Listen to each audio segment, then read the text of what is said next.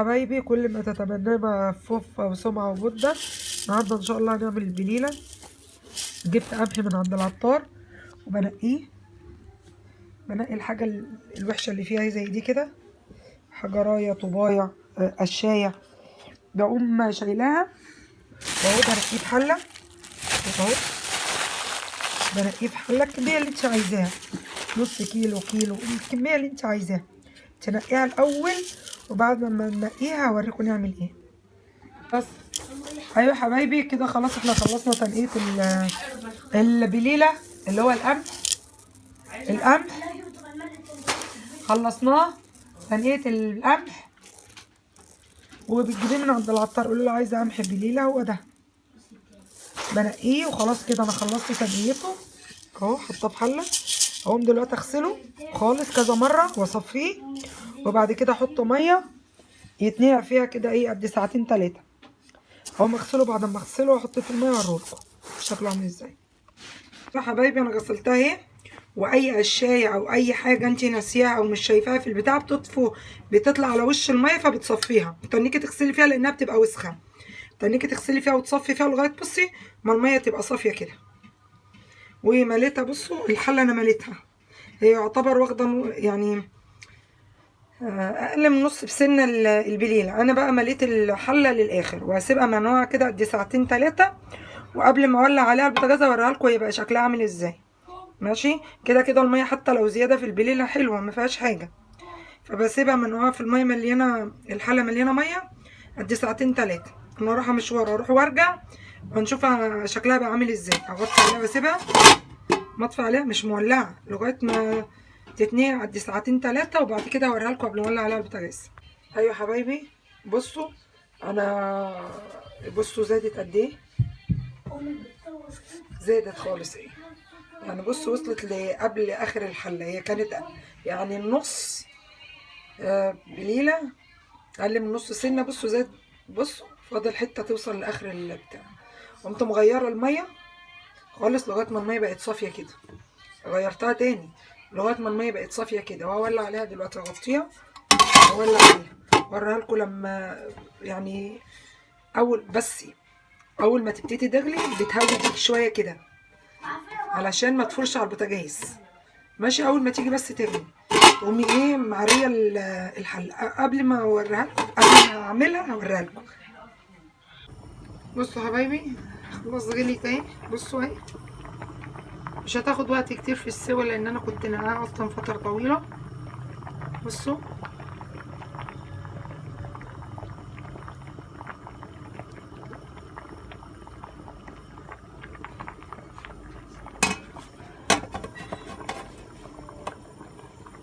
اور بس الغطا عشان ما تخش وتقع على البوتاجاز، وفي مراحل مختلفه كده اوريلكوا ايه سواها. بصوا يا حبايبي هي كده خدت غلوتين ماشي، وخلاص هقوم طافيه عليها بقى وسايباها تتشرب ميتها خالص منها فيها. هي خدت غلوتين بس، وهنسيبها ونطفي عليها ونسيبها ما نفتحهاش لغايه ما تتشرب ميتها خالص. وهوريكم شايفين ميتها عامله ازاي دلوقتي، بصوا اهي ماشي خدتها غلوتين اهي.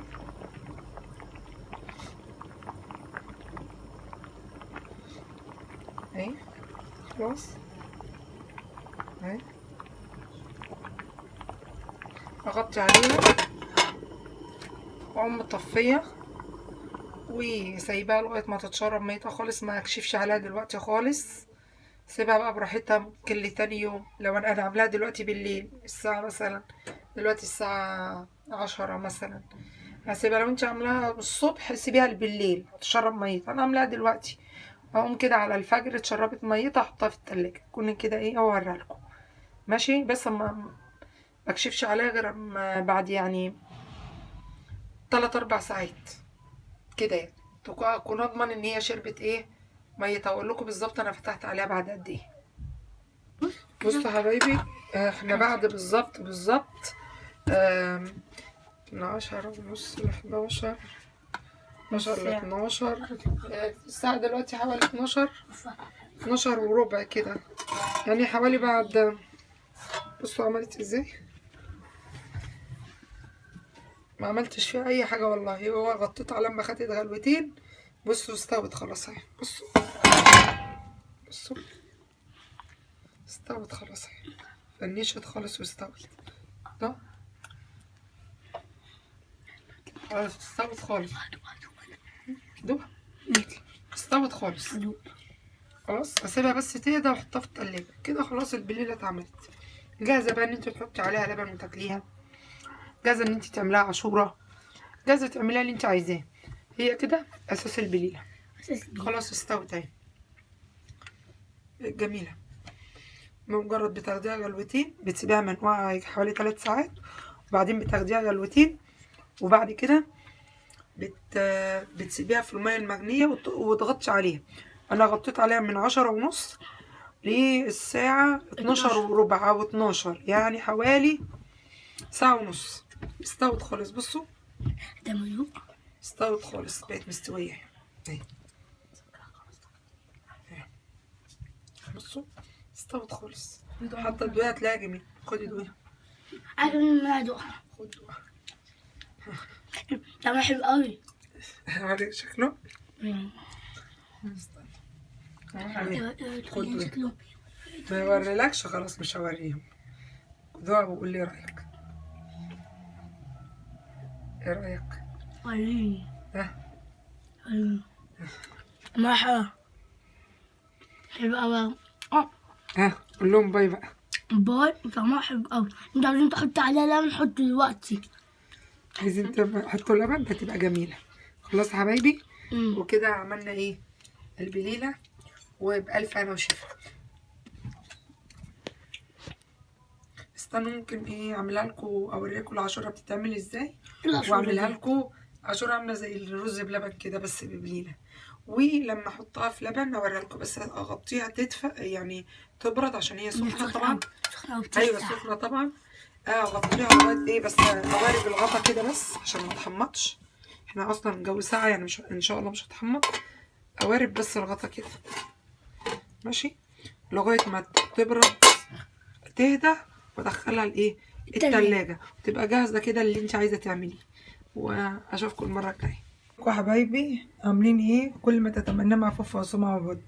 احنا عملنا البليله ماشي، ووريكم بتتعمل ازاي بقى، اللي هي اساس العاشوره، اساس بقى اي حاجه عايزين تاكلوها بلبن بس. لبن بتحطيها وتسخني اللبن وتحطيه عليها، اذا كنت هتحطي مكسرات بقى، هتحطي معلقه سمنه، هتحطي قشطه، هتحطي كريم جانتيه مضروب، هتحطي زبيب، جوز الهند، مكسرات سوداني على اللبن، وتحطي البليله. ماشي احنا هنعمل عاشوره. ماشي هعمل عاشوره، هاخد شويه كده بليله اهي الحله اهي، واحطها في الخلاط بكبشتين كده، معلقتين ماشي. خلاص ادي كبشتين حلوين كده مليانين ماشي، واضربهم واحط شويه ميه عليهم واضربهم، يا دوبك الميه تضربهم خلاص، يعني نص الكميه ميه ومضربهم في الخلاط. اضربهم واجي اوريكم اعمل ايه. بصوا يا حبايبي ضربتها كويس قوي، يعني يعتبر نص الخلاط اهو، ضربته كويس قوي قوي. بصوا هفضيه دلوقتي في حله. دلوقتي بنعمل العاشوره اهي، مصمصها بشويه ميه، امصمص الشاشه بشويه ميه واحطه على الحله دي، وارجع اوريكم اعمل ايه. ادي بصوا انا حطيت كل اللي في الخلاط هنا في الحله اهو، اتضرب خالص بقى حلو اهو. وهنقوم حاطين عليه كبشه من ايه، من اللي هي السليمه دي، البليله السليمه كبشه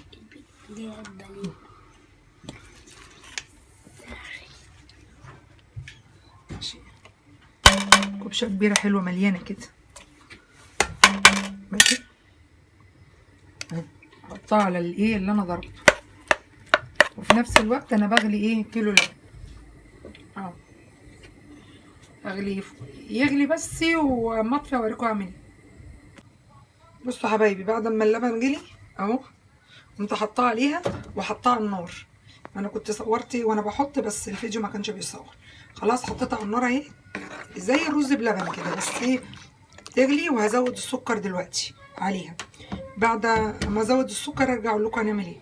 بصوا يا حبايبي، هحط شويه ميه صغيرين، احط معلقتين نشا صغيرين. انا مش عايزاها تجمد، لا هي بتغلي، هي ابتدت تغلي لانها ايه خفيفه لسه ما تقلتش. انا هديها بس معلقتين نشا، بحيث ايه يديها لزوجه مش جمدان، لزوجه بس. خلاص معلقتين كبار نشا ماشي، واربط بيهم بس اقلبها.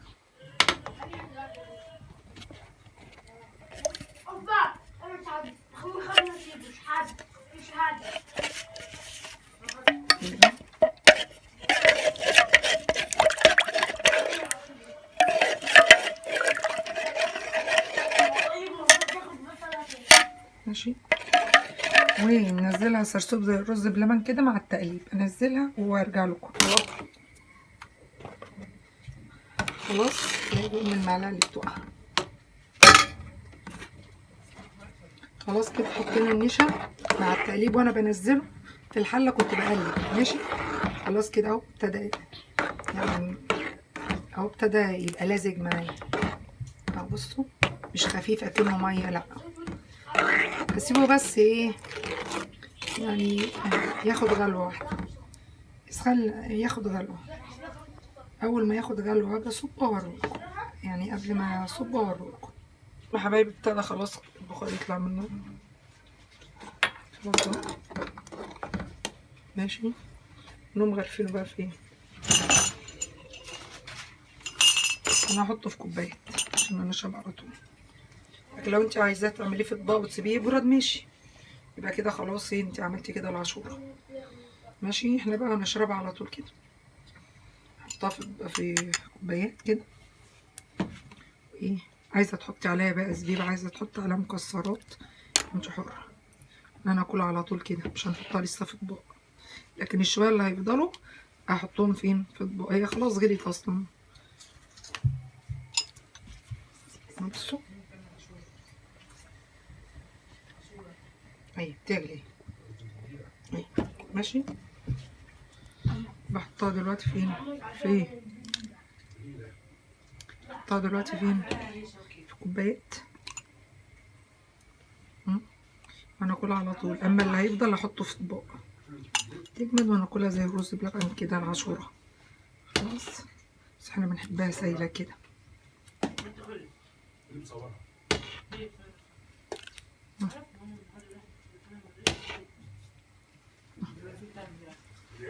خلاص كده بقى. عايزه تحطي مكسرات حطي، تشربيها ساده ساده وبالهنا والشفا.